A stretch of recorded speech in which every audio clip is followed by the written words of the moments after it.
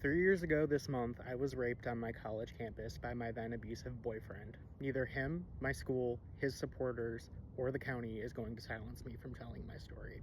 And I am so glad that I am currently sitting on top of a mountain in Nashville, Tennessee to be able to tell this story because it is extra traumatizing. I was a freshman transfer student at Ball State University, and it was my first semester, freshman year, fall semester, when I met this man right here. The point in time in which I met him is significant because I met him during a notorious time called the Red Zone. The Red Zone is a stretch of time beginning in August all the way till Thanksgiving break where most college sexual assaults are notorious to occur. Though my first rape incident did not occur during the Red Zone, I still met my attacker during this time frame.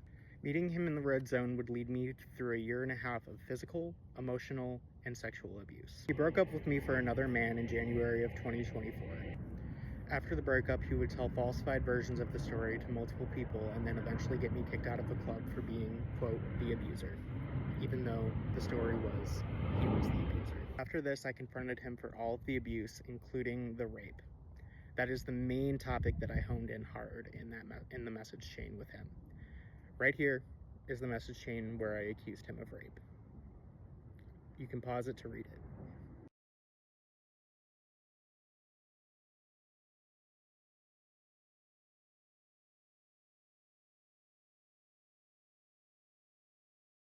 In the text message, he admits to raping me, including reading back the allegation to me.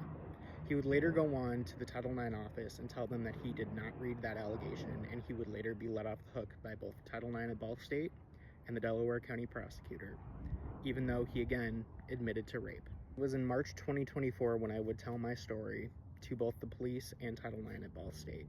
I would go through the investigation processes on both sides, where he would present evidence, including a document where I had drawn out clear boundaries for if we were breaking up or staying together.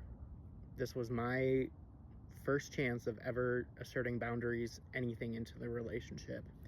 He used that against me, and he was later found not responsible by both Title IX, and no charges were taken out by the Delaware County prosecutor, even though he again admitted to rape in that text message.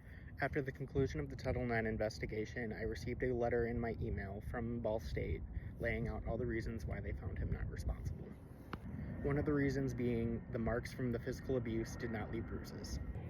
They would also label instances of physical violence and instances where he would touch me sexually without my consent as simple annoyances instead of sexual assault or physical violence.